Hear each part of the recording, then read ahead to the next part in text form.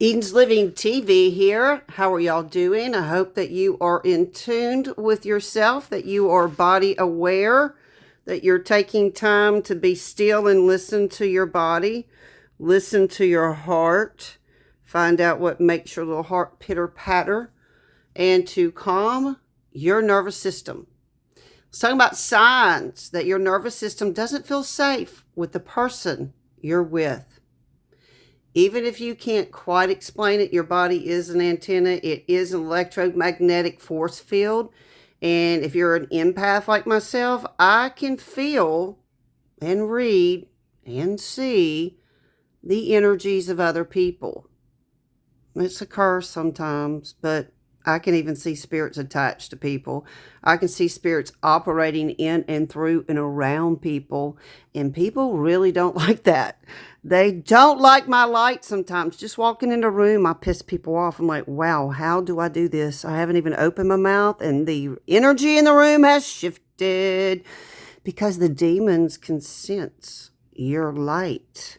And a lot of your friends and family are demons wearing skin, wearing flesh, when in essence they secretly hate you, are jealous of you, want to steal your destiny, want to steal your fire.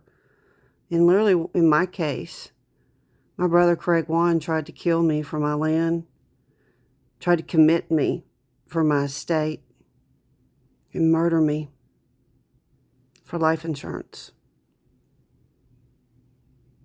The person that I went to trust to rebuild my spine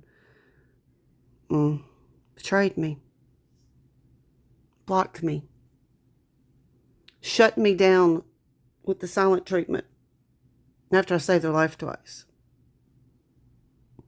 My nervous system hasn't felt safe in, about 2 years. I was swatted, medically kidnapped, swatted again, ran out of the state, fleeing for my life. For I knew if I was caught before I could take the MMIP test to prove that I had no mental instabilities and was no threat to anyone. Every day, all I could do was get up and pray, smoke CBD, and drink coffee, and that's totally not what the body needs in stress. You need green juices. You don't need to smoke, that's for sure. But your nervous system controls everything. It is your perception of safety in the world, and even your hair is an antenna. It's an extension of your nervous system. And when you don't feel safe and that little hairs in the back of your neck stand up, or your gut is like, something about this person, I just don't, something about him, just my gut feeling, that gut feeling. Well, your gut's your second brain. So your body knows before your mind does. Your subconscious knows. I have triggers. I don't like loud men. I don't like drunk people at all. I don't like people that do hard drugs, like that are totally delusional and out of their mind. I don't like those types. I don't like their behavior. It's not that I don't like the people. I don't like the portals they open, and I don't like people that chase money and put themselves first in everything. Me first, me first. Yeah, you first, you're first. Some people sell their soul to get ahead in life, and you're their sacrifice. It's true. In elite bloodline families and secret societies, some people just truly aren't safe to be around. Like my brother. He wanted to murder me for my life insurance and to steal my property. How do you feel safe when you know your own family wants to murder you? How do you feel safe when you know you have agencies that want to murder you and silence you? As a whistleblower, CDC whistleblower, I've had 50 death threats. I've had 3 attempts on my life. So let's talk about some signs your nervous system might be signaling an unsafe relationship. You feel chronically on edge. You feel like you have to walk on eggshells. That was my brother growing up. I never understood why I didn't like my brother. My whole life, I resented him and didn't like him. Maybe my subconscious knew as a child what was going on in the background. Maybe signaling that there's danger. You feel chronically on edge, and you shrink and silence yourself to avoid conflict or criticism. You're too smart. No, you move around too much. My whole life, sit still, be quiet, go away. You're not welcome here. Because little Susu or little Eden always saw through the bullshit and called people out on their bullshit, and I know abuse now when I see it. Took me 57 dang years and trauma therapy to realize that I got my ass beat with belt buckles that cut me, silent treatment by my mother for weeks and months on end. It was emotional, physical abuse, and I just thought it was because I was hyperactive and couldn't be quiet. You know why I couldn't be quiet? Because I was being beat and raped. 3 to 6 years old, every afternoon. My aunt drove a school bus, and I went home with my aunt, and she had 2 teenage sons. That was a lot to take. 50s is when your brain usually processes any type of sexual trauma done as in childhood. And you start healing and seeing and understanding what happened to you. And you can't sweep it under the rug, and you can't pop your Xanax, and you can't smoke your joint, and you can't drink it away. You can't F it away. You can't buy it away. You can't shop it away.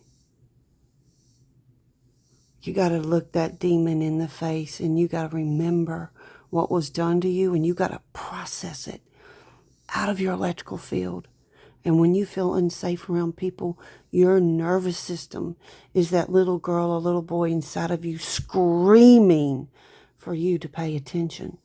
Always, always listen to that little whisper. Never shrink yourself or silence yourself to make others feel comfortable in their own unprocessed trauma, our fears, our anxieties.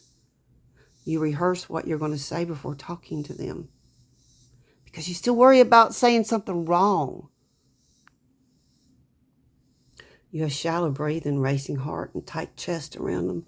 I know when my heart starts beating fast that I am in the presence of a monster.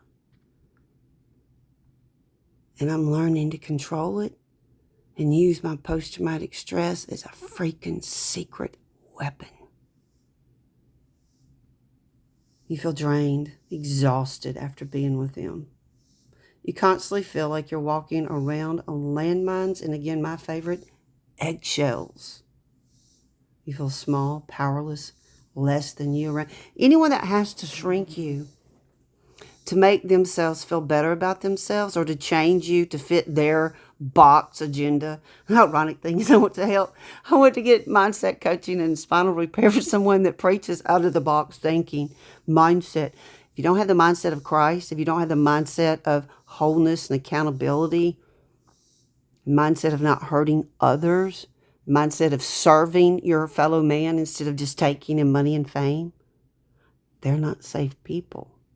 If you chase money, please stay away from me because I know I can't trust you. Show me the money. You second guess your reality or feelings. Oh, no, that's not what happened. No, girl, that's not what was said. What are you talking about, girl? Susan, really? Like, that's been there forever.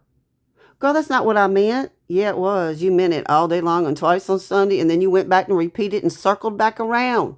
Jenny from the block. I start calling people out on their bullshit. You experience brain fog and forgetfulness. Do you know when you're in a fight or flight situation, you can't make executive decisions? You have brain fog. You literally can't think. Don't be making any financial investments, especially $6,000 and $12,000 ones when you're running or when you're, traumatized. You ignore your intuition out of fear, out of guilt, and frankly, just out of confusion. What the hell's going on here? Signs your nervous system doesn't feel safe with the person you're with. They don't show you that they love you by actions, word, deed, and touch, and your safety.